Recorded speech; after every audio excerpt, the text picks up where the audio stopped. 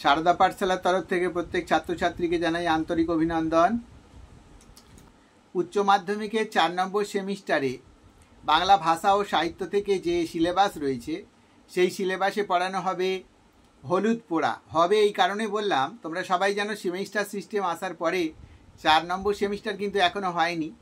যারা 4 নম্বর সেমিস্টার পড়বে তারা 3 নম্বর সেমিস্টারের সবেমাত্র পরীক্ষা দিচ্ছে। এই পরীক্ষা শেষ হবে, তারপর তাদের 4 নম্বর সেমিস্টার শুরু হবে। এখন এই নূতন যে সেমিস্টারটা অর্থাৎ 4 নম্বর সেমিস্টার বা তাদের শেষ সেমিস্টার, এখানে কিন্তু অনেক বড় একটা সিলেবাস রয়েছে। সেই সিলেবাসটাকে তাদের শেষ করতে হবে। আর একটি কথা হলো যে তারা 3 নম্বরে যেমন এমসিকিউ এর পরীক্ষা দিল, সেরকম কিন্তু পরীক্ষা নয়। তারা যখন এই 4 নম্বর সেমিস্টার পড়াশোনা করবে, সমস্ত সাবজেক্টেই তাদেরকে বড় প্রশ্নের উত্তর তৈরি করতে হবে। সুতরাং অল্প সময়ের মধ্যে এই সিলেবাসটাকে কমপ্লিট করা এবং পড়াশোনা করা ঠিকঠাক যদি না তারা শুরু করে, তাহলে তাদের পক্ষে এই পরীক্ষায় ভালোভাবে ফল লাভ করা খুব কষ্টকর হয়ে যাবে। সেই সব কথা চিন্তা রেখে এবং আরেকটি আনন্দের বার্তা আমার অনুপ্রেরণা স্বরূপ কাজ করার জন্য আমি এই নূতন সেমিস্টারের ভিডিও করতে প্রচণ্ড উদ্যমী হয়েছি। সেটা হলো এই যে 3 নম্বর সেমিস্টারে এমসিকিউ দেওয়ার জন্য যে ইংরাজির বিরাট একটা বড় সিলেবাস ছিল, বা ইংরাজি পঠন পাঠন করতে যে অনেক ছাত্রছাত্রী আমাদের সমাজে দুর্বল, তাদেরকে ইংরেজির পাঠ্যগুলো ভিডিও করে বুঝিয়ে দেওয়া এবং অনেক ছাত্রছাত্রীকে সামনাসামনি বসিয়ে বারবার পড়িয়ে বা বারবার প্রশ্ন উত্তর আলোচনা করিয়ে যে সহজ সরল ভাব এনে দেওয়া হয়েছিল, তাতে বাংলা এবং ইংরাজি তারপরে সাবজেক্ট জানি না, কারণ দুটো সাবজেক্টই সবেমাত্র পরীক্ষা হয়েছে। তো সেই সাবজেক্টগুলোয় তারা কিন্তু অনেক অনেক উপকৃত হয়েছে এবং তাদের ফল লাভ করতে অনেক সুবিধা হয়েছে। সেই উৎসাহ থেকে আমি আবার 4 নম্বর সেমিস্টারের জন্য তোমাদের পঠন পাঠনের সুবিধার্থে বিভিন্ন সাবজেক্টের ভিডিও করবার জন্য চেষ্টা করছি বা করব বলে কথা দিচ্ছি। তো তোমরা সেগুলোকে ভালো করে নজর দাও এবং বলবো যে প্রত্যেকটা ভিডিও শুরু থেকে শেষ পর্যন্ত ভালো করে নজর রাখো। এর মধ্যে কত প্রশ্ন উত্তর, কত কথা লুকিয়ে রয়েছে এবং পরীক্ষায় আশা করি এর বাইরে খুব বেশি কিছু আসবে বলে আমার মনে হয় না। যাই হোক, এখন যেটা বলি সেটা হচ্ছে যে আজকে যে বিষয়টা পড়াবো সেটা গল্প, সেটা মানিক বন্দ্যোপাধ্যায় রচিত একটি গল্প। গল্পটার নাম হলুদ পোড়া। এই গল্পের নামটা শুনলেই প্রথমে আমরা একটুখানি বিস্মিত হই, এমন কেন নাম? হলুদ আমরা জানি, হলুদ রন্ধন কার্যে ব্যবহৃত হয় বা বিভিন্ন ক্ষেত্রে রঙের কার্যে আমরা ব্যবহার করে থাকি। হলুদ হলো একটা কৃষিজ ফসল। তো সেই হলুদ পোড়া তার সঙ্গে কথাটা যোগ করে কিভাবে গল্পের নামকরণ হয়েছে আমরা প্রথমে বুঝতে অসুবিধায় পড়ব। তারপরে গল্পটিকে পড়লে বা গল্পের বিষয়বস্তু জানলে সেটা আমাদের কাছে অনেক সহজ সরল হয়ে যাবে। তো আগে আমি শুরুতেই বলি, এই গল্পে অনেকগুলো চরিত্র রয়েছে। সাধারণত ছোট গল্পে চরিত্রের সংখ্যা কম হয়, তো এখানেও কম, তবুও তার মধ্যেও অনেকগুলো চরিত্রকে আমরা খেয়াল রাখতে হবে আমাদের। 1 নম্বর হচ্ছে এক এক দিক থেকে চরিত্রগুলোকে যদি আলোচনা করে যাই, তাহলে প্রথম দিকের একটা কথা বলবো আমরা, যে একটা মূল চরিত্রকে ধরে, সেই চরিত্রটা হলো আমাদের বলাই চক্রবর্তী। বলাই চক্রবর্তীর পরিবারে কেউ ছিল কিনা আমরা জানি না, কিন্তু বলাই চক্রবর্তী খুন হয়ে যাওয়ার পরে তার পরিবারে এলো তার ভাইপো, যে শহরে চাকরি বাকরি করত। সেই ভাইপোর নাম হচ্ছে নবীন এবং তার স্ত্রীর নাম হচ্ছে দামিনী। আর একদিকে একটা পরিবার রয়েছে, সেটা হচ্ছে শুভ্রাদের পরিবার। শুভ্রাও খুন হয়েছে 3 দিন আগে পরে, দুটো নারী পুরুষ এখানে খুন হয়েছে। তো সেই শুভ্রার পরিবারে যে ছিল সে হচ্ছে তার দাদা ধীরেন এবং ধীরেনের স্ত্রীর নাম হচ্ছে শান্তি। তো এই ছিল পরিবারের ওদের পরিচয়। এছাড়া সমাজের মধ্যে ছিল একজন ডাক্তারের নাম পাওয়া গেছে, তার নাম কৈলাস ডাক্তার, যে কিনা শাহপুরে তার বাড়ি, তালবস্য এলাকার শাহপুরে তার বাড়ি। আর একজনের পরিচয় পাওয়া গেছে গুণিন হিসেবে, তার নাম হচ্ছে যে কুঞ্জ মাঝি। এছাড়া ধীরেন যে স্কুলে চাকরি করতো, অর্থাৎ শুভ্রার দাদা ধীরেন যে স্কুলে চাকরি করতো, সেই স্কুলের সেক্রেটারির নাম হচ্ছে মথুর বাবু। আর তাছাড়া আমরা পেয়েছি আরেকজন রমণীকে, যে রমণী আমাদের পাড়ার বয়স্কা রমণী, সে শান্তিকে অর্থাৎ ধীরেনের স্ত্রীকে বাড়ির সামনে, বাড়ির থেকে বেরিয়ে যাওয়ার পথে একটা 2 মুখ পোড়া কাঁচা বাঁশকে ফেলে রাখতে বলেছিল, যাতে ভূত প্রেত না তার বাড়ির মধ্যে প্রবেশ করতে পারে। সেই রমণীর নাম হচ্ছে খেন্তি। আর আমরা পঙ্কজ ঘোষাল বলে একজন বৃদ্ধকে পেয়েছি, যে বৃদ্ধ বলাই চক্রবর্তীর অনুগ্রহে জীবনে অনেক কিছু ফল লাভ করেছে এবং যখন আমাদের নবীনের স্ত্রী যখন ওই সন্ধ্যাবেলা অকস্মাৎ পড়ে গিয়ে মাথা ঘুরে যায় বা দাঁতি লেগে যায়, তখন সে ডাক্তার আনবে বা গুণিন বা ওঝা আনবে কিনা ঠিক করছিল, তখন এই পঙ্কজ ঘোষাল কিন্তু যুক্তি দিয়েছিল যাতে করে সে গুণিন বা ওঝাকে ডেকে নিয়ে আসে, অর্থাৎ আমাদের যে গুণিন বা ওঝার নাম রয়েছে কুঞ্জ মাঝি, তাকে যেন ডেকে নেওয়া হয়। সেইখানে এই পরিচয়টা, এই চরিত্রের পরিচয়টা আমরা পেয়েছি। তাহলে মোটামুটি যতগুলো চরিত্র অ্যাক্টিভভাবে ছিল, নাম ভূমিকায় ছিল, তাদেরকে আমি এখানে উল্লেখ করলাম। সেগুলোকে প্রথমেই তোমাদের জানা দরকার, তারপরে গল্পের কাহিনী। গল্পের কাহিনী আর কিছুই নয়, একটা ভৌতিক বিষয়। একই গ্রামে 3 দিন অন্তর 2টো মানুষ খুন হয়ে গেছে। অনেক দিন ধরে, অনেক দিন থেকে গ্রামে এরকম ধরনের খবরাখবর কিছু ছিল না, কারণ কোনো মানুষের খুন হয়ে যাওয়ার খবর প্রায় কোনো প্রজন্মের মানুষ পায়নি বললেই চলে। হঠাৎ করে পরপর 2টো খুন হয়ে যাওয়ায় মানুষ বিস্মিত হয় এবং 2টো খুনের মধ্যে কোনো সম্বন্ধ আছে কিনা তারা খুঁজে বের করবার চেষ্টা করে, কিন্তু কেউই প্রায় কোনো নিশানা খুঁজে পায়নি। কারণ এই বলাই চক্রবর্তী যথেষ্ট বয়স হয়েছে, বয়স্ক মানুষ, এবং আমাদের যে এই শুভ্রা বলে মেয়েটি মারা গেছে, চাটুর্যেদের মেয়ে, তো সেই শুভ্রার বয়স অত্যন্ত কম। সে বিবাহিত, সে 7 মাসের গর্ভবতী অবস্থায় পিতার বাড়িতে, মানে বাপের বাড়িতে এসে রয়েছে। তার দাদা ধীরেন এবং বৌদির সাথে সে থাকে। হঠাৎ করে কি করে, আগে বলাই চক্রবর্তী মারা গেছে, তারপরে শুভ্রা মারা গেছে। তো কিভাবে কি হয়েছে এই ব্যাপারটি যখন নিশানা খুঁজে পাওয়া যাচ্ছে না, তখন ওই শহর থেকে চলে আসা নবীন, যে কিনা তার কাকা বলাই চক্রবর্তীর বাড়ি বা সম্পত্তির অধিকার করবে, সেই নবীন কিন্তু এখন সেই বাড়িতে বসবাস করছিল। তার স্ত্রী এক দুয়ার থেকে আরেক দুয়ার, অর্থাৎ রান্নার দুয়ার থেকে ভাড়ার ঘর বা শোবার ঘরে যাতায়াতের যে পথের মাঝে উঠান, সেই উঠান যখন লণ্ঠনের আলো নিয়ে পার হচ্ছিল সন্ধ্যাবেলায়, সেই সময় সে ছিটকে পড়ে যায় এবং একটা বিকট মুখে চিৎকার করে। পাড়ার লোকজন এসে জড়ো হয়, আর তার দাঁতি পড়ে যায় এবং তাকে তখন চিকিৎসা করানোর জন্য বা তাকে দেখানোর জন্য নবীন ঠিক করতে পারেনি যে সে ওঝা আনবে কিংবা ডাক্তারকে ডাকবে। কিন্তু ধীরেন খবর পেয়ে আসার পরে চিকিৎসা করবার জন্য এসেছিল। কারণ ধীরেন, ইতিহাস এখানে একটু বলে রাখা দরকার, ধীরেন যদিও বা ফিজিক্সে অনার্স পাস করেছে, সে এখন গ্রামের স্কুলে 7 বছর, বিগত 7 বছর ধরে ভূগোল পড়ায়। ধীরেন চিকিৎসা করে, অর্থাৎ সে বিনা পয়সায় প্রথমে কিছু চিকিৎসা শুরু করে, বই পড়ে পড়ে মানুষের চিকিৎসা করার চেষ্টা করেছিল। তার পরবর্তীকালে সে একটা লাইব্রেরি গঠন করে, সেই লাইব্রেরিতে কম সংখ্যক বই দিয়ে শুরু করে, একসময় 300-র মতো বই দাঁড়ায়। কিন্তু সেই বই প্রায় চাঁদা দিয়ে কেউই আর নিতে আসতো না। কেউ কেউ বা বইগুলো দুবার পড়বার জন্য পুনরায় নিয়ে যেত। সেটা এখন, সেই আলমারি এখন ধীরেনের বাড়িতে চলে গেছে, সেটা তালা বন্ধ করা রয়েছে, ইত্যাদি ইত্যাদি। এরকম পরিচয় ধীরেনের রয়েছে। সেই ধীরেন এসে জানিয়েছিল যে আমি নয়, বরঞ্চ তোমরা শাহপুরের কৈলাস ডাক্তারকে খবর দাও, কারণ সেই এসে যথাযথ চিকিৎসা করতে পারবে, সে পাশ করা ডাক্তার। আমার এতখানি দায়িত্ব নেওয়া বোধহয় উচিত হয়নি, হবে না, কারণ আমি পাশ করা ডাক্তার নই, ইত্যাদি ইত্যাদি ঘটনা ঘটেছে। তারপরে যথারীতি আমাদের ওই গুণিন হিসেবে আমাদের কুঞ্জ মাঝি এসে হাজির হয়েছে এবং কুঞ্জ এসে নানান তুক তাক ফু মন্ত্র ইত্যাদি দিয়েছে। এমনকি আমাদের এই দামিনীকে, অর্থাৎ ওই নবীনের স্ত্রীকে, ঘরের দুয়ারে, মানে তখনকার দিনে যে দুয়ার বা দাওয়া থাকতো, সেই মাটির দাওয়ার উপরে যে খুঁটি পোতা থাকতো, সেই খুঁটিতে চুলগুলো দিয়ে তাকে খুব শক্ত করে বেঁধেছে, যাতে করে সে বসতেও না পারে, শুতেও না পারে, ছটফট না করতে পারে ইত্যাদি। আর যখনই দামিনী চুলে টান পড়েছে তখনই সে চিৎকার করেছে ইত্যাদি। এই ঘটনা যখন ঘটছিল, তখন এই আমাদের গুণিন দেখা গেছে যে একটা মালসার মধ্যে কিছু আগুন তৈরি করে সেই আগুনে কিছু গাছগাছরা, শিকড় পাতা ইত্যাদি ফেলেছে এবং তা থেকে চামড়া পোড়ার মতো একটা বিকট গন্ধ তৈরি হয়েছে।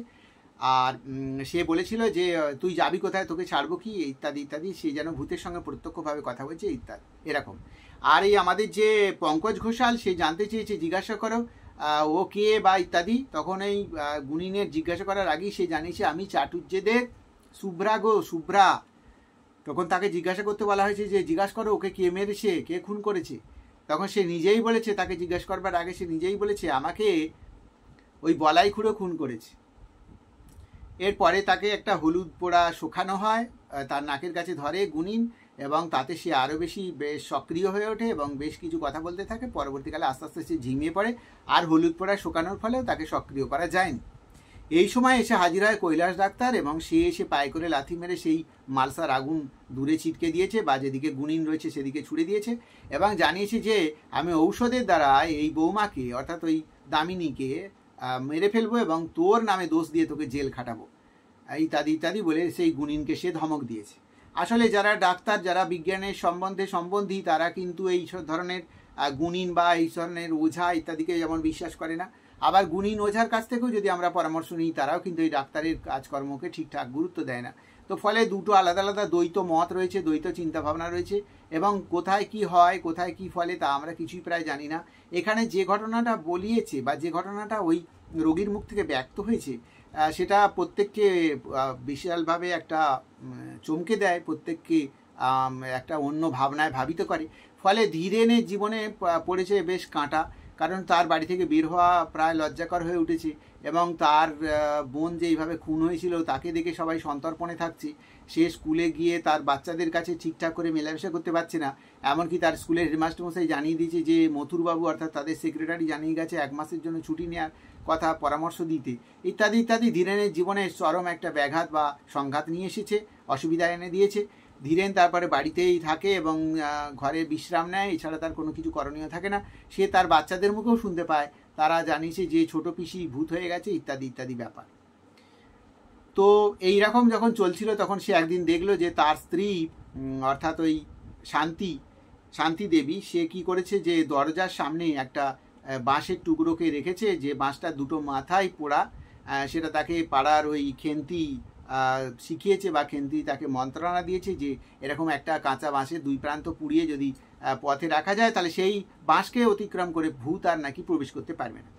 তো সন্ধ্যার সময় সে আর বাইরে যাবে কিনা তার স্ত্রী তাকে জিজ্ঞাসা করে সেই বাঁশ আড়াআড়ি পেতে দিয়েছে, এবং ওখানে বসেছিল আমাদের ধীরেন দোয়ারের মধ্যে। কখন সে নেমে গেছে তার স্ত্রীও জানে না, কারণ তার স্ত্রী সন্ধ্যার আগেই খাওয়া দাওয়া মিটিয়ে, সন্ধ্যার কাজকর্ম মিটিয়ে, তার বাচ্চাদের খাইয়ে দেয়, সে তার স্বামীর জন্য কিছু খাবার ঢাকা চাপা দিয়ে নিজের ঘরের মধ্যে প্রবেশ করে যায়। কারণ সন্ধ্যার পরে সে আর এঘর ওঘর করতে সাহস পায় না, কারণ যে পরিবেশ, যে পরিস্থিতি তাদের এলাকার মধ্যে হয়েছে বা হচ্ছে, সেটা সবাইকে বেশ চমকে দিচ্ছে, বিশেষ করে মেয়েদের কাছে বেশ ভয়ের কারণই বটে। কিন্তু এই সময় সে ঘরের মধ্যে থেকে একটা ক্ষীণ বিকট শব্দ শুনতে পায়, এবং বেরিয়ে গিয়ে দেখে যে ধীরেন প্রচণ্ড একটা অসুস্থ অবস্থায়, নাক মুখ দিয়ে রক্ত পড়ছে, সে এসে দাঁড়িয়ে আছে সেই দরজার বাইরে সেই জায়গাটায়। তাকে চলে আসতে বললে সে আসে না, কারণ সে সেই বাঁশটুককে আসতে পারছে না, ইত্যাদি ইত্যাদি এরকম ঘটনা ঘটেছে। এবং তাকে বাড়ি নিয়ে আসা হয়েছে, আবার সেই ওঝাকে ডাকা হয়েছে, সেই ওঝা এসে আবার ঝাড়ফুঁক করেছে বা তাকে চিকিৎসা করেছে, বা তাকে বাসের খুঁটির সঙ্গে আবদ্ধ করে তার কাছ থেকে সব কিছু জানবার চেষ্টা করেছে। এবং সেই সময় জানা গিয়েছিল যে সে বলেছে যে আমি বলাই চক্রবর্তী, তো আমি শুভ্রাকে খুন করেছি, এরকম ঘটনা। যাই হোক, এই হচ্ছে গল্পের পুরো বিষয়বস্তু। এই গল্পের বিষয়বস্তু থেকে তোমরা কিন্তু অনেকগুলো প্রশ্ন তোমাদের কাছে অনায়াসে উঠে আসতে পারে। বিশেষ করে বারবার যদি গল্পটাকে না পড়ো বা গল্পের বোধটাকে যদি না নিজের মধ্যে করে রাখতে পারো, তাহলে পারে কিন্তু এখান থেকে যে লাইন তুলে বা পংক্তি তুলে যে প্রশ্ন করবে, তাতে কিন্তু তোমরা বেশ কাবু হবে, বেশ কাতর হবে। কারণ ছোট ছোট এমন পংক্তি আছে যে পংক্তিগুলো তুলে দিলে তোমরা বুঝতেও পারবে না অনেক সময় কোন পংক্তি কে বলেছে, কাকে বলেছে, কেন বলেছিল, কোন প্রসঙ্গে বলেছিল, ইত্যাদি ইত্যাদি। তো আমি সেরকম পংক্তির কথা বলবো নিশ্চয়ই। এই মুহূর্তে ভিডিওটা অত্যন্ত লেন্দি হয়ে যাবে বলে আমি হয়তো ওই সমস্ত পংক্তির দিকে যাচ্ছি না, কিন্তু কতকগুলো উল্লেখযোগ্য প্রশ্ন আমি এই মুহূর্তে বলবো।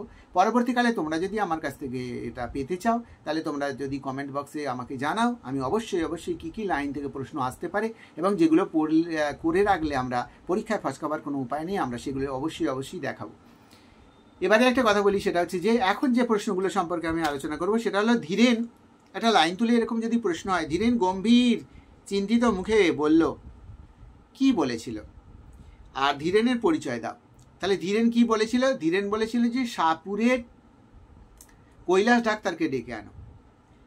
এইটা বলেছিল। কাকে বলেছিল? নবীনকে, অর্থাৎ যার স্ত্রী প্রচণ্ড পরিমাণে ভৌতিক কারণবশত বা অন্য কোনো কারণে উঠানের মধ্যে ছিটকে পড়ে অসুস্থ অবস্থায় পড়ে রয়েছে, এবং তাকে এক্ষুনি চিকিৎসার দরকার বা এক্ষুনি কোনো কিছু বন্দোবস্ত করতে হবে।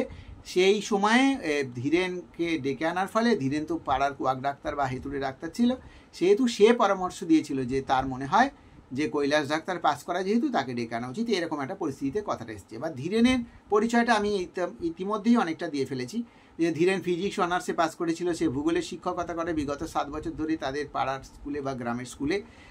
ধীরেন এখন খুব শান্ত মানুষ, এবং ধীরেন এক সময় চেয়েছিল সমাজের অনেক মঙ্গল সাধন করবে, তাই সে বিনা পয়সায় চিকিৎসা শুরু করেছিল, বই পড়ে পড়ে চিকিৎসা করত। এক সময় একটা সংগঠন তৈরি করেছিল, 7 জন যার সদস্য হয়েছিল। তাদের সঙ্গে কিছু চাঁদার বন্দোবস্ত করেছিল, কতগুলো বইয়ের বন্দোবস্ত করা হয়েছিল, যেই বইগুলো নিয়ে তারা ক্লাব চালাতে পারবে বা একটা সমিতি চালাবে ইত্যাদি। সেই বইগুলোর সংখ্যা কিছুটা বেড়েছে বটে, কিন্তু সেখানে আর সদস্য সংখ্যা বিশেষ দেখতে পাওয়া যায় না, কেউই প্রায় চাঁদারপত্র দেয়নি, ফলে সেটা এখন বন্ধের মতো। বছরে 4 বার যদিও বা তাদের মিটিং ডাকা হয়। আর সেই বইগুলো এখন তালাবন্ধ হয়ে ধীরেনের বাড়িতেই আলমারিতে পড়ে রয়েছে। মাঝে মধ্যে কেউ বা 2 বার করে পড়বার জন্য চেয়ে নিয়ে যায় একাধখানা বই, কিন্তু চাঁদার প্রায় কিছুই আসে না। ধীরেন অবশ্য এখনও 8 আনা 4 এখন নূতন করে আর একদম ফ্রিতে চিকিৎসা না করে 8 আনা 4 আনা কারো সঙ্গে নিয়ে চিকিৎসা করছে এবং মানুষকে পরামর্শ বা ঔষধ দিচ্ছে এবং ঔষধও সে বিক্রি করছে। এই হলো ধীরেনের পরিচয়। ধীরেনের পরিচয়টা তোমরা যদি এরকম গল্পের মতো করে শোনো আর গল্পের মতো করে লেখো, তাহলে কিন্তু অত্যন্ত ইজিভাবে লেখা যাবে। আবার বলি, পরীক্ষক তাতে অখুশি হবেন না। কিন্তু তোমরা বেশ কিছু জায়গায় দেখবে, বেশ কিছু নোটসে তোমরা দেখতে পাবে এত বম্বাস্টিং শব্দ, এত কঠিন ব্যাপার, আমার তো মনে হয় খুব ভালো কোয়ালিটির ছেলে মেয়েদের পক্ষেও ওই শব্দগুলোকে মনে রাখা এবং পরপর সাজিয়ে পরীক্ষার হলে উত্তর লিখে আসাটা বেশ কষ্টকর। আমি তাই প্রত্যেককে বলি, উত্তর লিখতে চেষ্টা করো, উত্তর লিখতে শেখো। আমি শেখাবার বন্দোবস্ত করি, আমি শেখাবার জন্য পরামর্শ দিই। যেমন তোমাদের যদি এক্ষুনি বলি, উক্ত গল্পটি ছোট গল্প হয়েছে কিনা আলোচনা করো। আমরা জানি ছোট প্রাণ, ছোট ব্যথা, ছোট ছোট দুঃখ কথা নিতান্তই সহজ সরল। এই যে রবীন্দ্রনাথের আমরা বর্ষা যাপন কবিতায় পড়েছি, আর শেষকালে গিয়ে পড়ছি যে শেষ হইয়াও হইল না শেষ। এই যে একটা বড় কবিতা, কবিতাটার মধ্যে রবীন্দ্রনাথ ছোট গল্পের কী কী বৈশিষ্ট্য বা সংজ্ঞা থাকতে পারে, সংজ্ঞার কী কী নিদর্শন থাকতে পারে, ছোট গল্প কেমন হতে পারে, তার একদম নিখুঁত পরিচয় দিয়ে গেছেন। সেইটাকে ব্যাখ্যা করে আমরা বলতে পারি ছোট গল্প হতে গেলে স্বল্প চরিত্রের প্রয়োজন। আমরা এই গল্পের মধ্যে স্বল্প চরিত্র, আমি কিন্তু খুব সংক্ষেপে বলছি, এটা কিন্তু উত্তর লেখার উপযোগী নয়, আমি তোমাদের বুঝিয়ে দেওয়ার জন্য বলছি। কথাটা খালি শোনো, কীভাবে নিজেরা তৈরি হবে। ছোট গল্প হতে গেলে স্বল্প চরিত্রের প্রয়োজন, এখানে কে কে চরিত্র রয়েছে ইত্যাদির কথা আমরা বলবো। আমরা অনেক চরিত্রের এখানে আভাস দেখতে পেয়েছি, তাদের আমরা অঙ্কুশ দেখতে পেয়েছি, কিন্তু তাদেরকে আমরা সক্রিয়ভাবে কাহিনীর মধ্যে আসতে দেখতে পাইনি, কারণ তাহলে ছোট গল্পের যে বৈশিষ্ট্য, সেই বৈশিষ্ট্য থেকে গল্পখানি চ্যুত হতো, সেই জন্য সেরকম নেই। এরপরে আমরা দেখতে পাই কি ছোট গল্পের বৈশিষ্ট্য অনুযায়ী একটা ক্লাইম্যাক্স। কি ক্লাইম্যাক্স না, আমাদের ওই দামিনী পড়ে গেছে উঠোনের মধ্যে ছিটকে, তাকে যখন ওঝা ডেকে জিজ্ঞেস করেছে যে তুমি কে, যখন বলেছে আমি শুভ্রা, চাটুর্যেদের শুভ্রা, আমাকে খুন করেছে বলাই চক্রবর্তী বা বলাই খুড়ো, এই কথাটা ক্লাইম্যাক্স তৈরি করেছে। এই কথাটা আমাদেরকে গল্পের শীর্ষবিন্দুতে নিয়ে গেছে, আমাদেরকে চমকে দিয়েছে। এছাড়া গল্পের মধ্যে আমরা প্রতীতি দেখতে পাই। প্রতীতি মানে গল্পের শেষ অংশ, গল্পের শেষ অধ্যায়, যেখানে গিয়ে গল্পের কাহিনী শেষ হয়ে যায়, কিন্তু আমাদের মনটা কিন্তু শান্ত হয় না, মনটা কিন্তু তৃপ্ত হয় না। এই গল্পের মধ্যেও আমরা সেই অবস্থা দেখতে পেয়েছি। আমরা শুনলাম যে আমাদের ধীরেন এখন প্রচণ্ডভাবে অসুস্থ, ধীরেন কোথা থেকে কীভাবে আঘাত পেয়েছে, ধীরেনকে জিজ্ঞেস করা যে তুমি কে, ধীরেন তখন বলছে যে আমি বলাই চক্রবর্তী। এই যে কথাটা ধীরেন বলছে, এটার মধ্যে দিয়ে আমরা জানতেই পারলাম না সত্যি করে ধীরেনেরই বা কী হলো। সে তো আর মারা গেল না, সে তো বেঁচে গেল, তারপরে আমাদের দামিনীও তো বেঁচে গেল। তারা কি পরবর্তীকালে বলতে পারবে না তাদের প্রকৃতপক্ষে কী আঘাত এনেছিল, কীভাবে হয়েছিল? কারণ যাই হোক না কেন, এই 21 শতকে আমরা ভূত বলে কিছু আছে আমরা বিশ্বাস করি না। আমরা মনে করতে পারি অনায়াসে যে মানুষই ভূত, মানুষ নানান রূপ প্রক্রিয়া নেয়, মানুষ মানুষের উপর নানানভাবে আঘাত হানে। সুতরাং আর ভূত, মানুষ ভূত ছাড়া আর কিছু ভূত আছে সমাজে, এটা বোধহয় অনেকেই মানেন না। সুতরাং এই ভৌতিক ব্যাপার থেকে আমরা যদি সরে আসি, তাহলে বিজ্ঞানসম্মত ব্যাপারে এদেরকে কিন্তু কেউ আঘাত এনেছিল, কীভাবে এনেছিল, কোথা থেকে এনেছিল, বা এরা কোনো মানসিক যন্ত্রণায়, মানসিক উৎপীড়নের ফলে নিজেরাই নিজেদের আঘাতকে ডেকে নিয়ে এসেছে, এমন হতে পারে। তো সেটা কি হয়েছে আমরা কিন্তু জানতে পারিনি। সুতরাং গল্পের মধ্যে প্রতীতি আছে, এ কথা নিশ্চিত। এইভাবে আলোচনা করতে গেলে আমরা প্রচুর পরিমাণে প্রশ্ন আলোচনা করতে পারি। আর আমি মনে করি ছেলেমেয়েরা যদি এগুলো মন দিয়ে শোনে, তাদের পরীক্ষার প্রশ্ন উত্তর মুখস্থ করার জন্য কোনো রকম চাপ থাকবে না, এবং তারা সুন্দর করে যদি নিজের ভাষায় এরকম গুছিয়ে লিখে আসতে পারে, আমি বলছি তোমাদেরকে যথেষ্ট ভালো নাম্বার পেতে পারবে। এমন নয় শক্ত শব্দ দিলে, শক্ত কথা বললেই শুধুমাত্র নাম্বার পাওয়া যায়, এবং যেখানে শক্ত শব্দ, শক্ত কথা থাকে, ভালো করে লক্ষ্য করে দেখবে সকলের পক্ষে কিন্তু সেগুলোকে আয়ত্ত করা কখনোই সম্ভব নয়। তাই তোমরা আমার ভিডিওর সঙ্গে থাকো, এবং যারা আমার 3rd সেমিস্টারে ভিডিও দেখেছো এবং পরীক্ষায় ফল লাভ করেছো বা উপকৃত হয়েছো, তারা অন্তত কমেন্টসে একবার করে বলো যে হ্যাঁ স্যার আমার লাভ হয়েছে বা আমি উপকৃত হয়েছি। এই বলে আজকের ভিডিও এখানে শেষ করছি। এর পরের ভিডিও দেখবার জন্য তোমরা অপেক্ষায় থাকো, আমি খুব শীঘ্রই আবার আসবার চেষ্টা করছি।